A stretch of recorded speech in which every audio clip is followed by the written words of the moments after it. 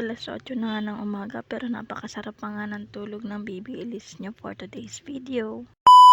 Kahapon nga pala ito ng umaga at bandang 8:00 na nga ito. Tingnan nyo naman ang bata, napakasarap pa ng tulog. Yung papa nga niya nakaalis na dahil may pasok nga at siya nga kaya napakahimbing pa nga ng tulog. Napaka-cute pa nga ng higa niya, o diba? Parang ako lang. Char. Grabe nga pala tong bata na to dahil anong oras na nga siya natutulog. Mga 11:00 na nga yata siya natutulog, o diba manang-mana sa nanay. Huy. At maya-maya nga lang ayan, nagising na nga ang bata at ito naman ang kanyang ginagawa. Pilit nga niya pinapasok yung saging dyan sa lagayan ng tubig kahit hindi naman kasya. What?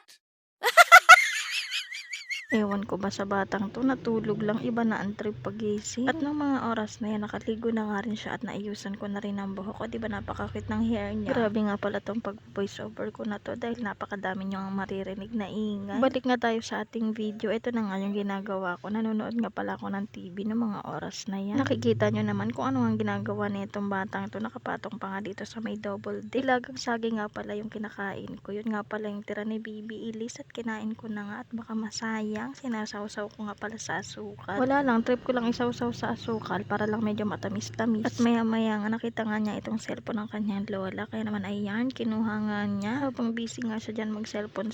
Syempre busy din ako, no? Manood ng TV. Wala kasi akong ibang magawa. Nainip din ako mag-cellphone. Kaya naman binidyohan ko na lang yung sarili ko habang nanonood ng TV. O diba, grabe ang pagkaseryoso. Nanonood lang naman ng TV pero seryoso yan.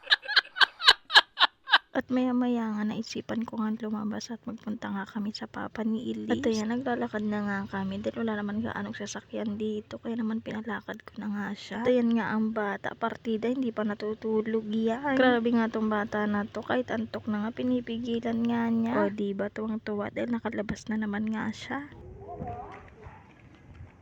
At andito na nga kami sa shop na pinagtatrabahuan ng papa niya. At ayan, may ginagawa nga pala pagdating namin. Kaya naman for the antay muna kami dito sa Gedli. Flex ko nga lang yung mukha ko na nakadikit sa motor niya. O diba, sino ka dyan? Tignan nyo naman tong si Baby Elise. Napakakulit kung ano-ano ang pinagagawa niya. Hindi ko nga lang pala na videohan pero antok na talaga siya ng mga oras na yan. Kaya naman ayan, pauwi na nga kami. Kaantay nga sa papa niya. Ayan, nakatulog na nga habang karga-karga ko. Inaantay kasi niya yung pambili ng ice cream dahil gusto nga niyang mag-ice cream bago nga siya matulog. At yun lang, bye!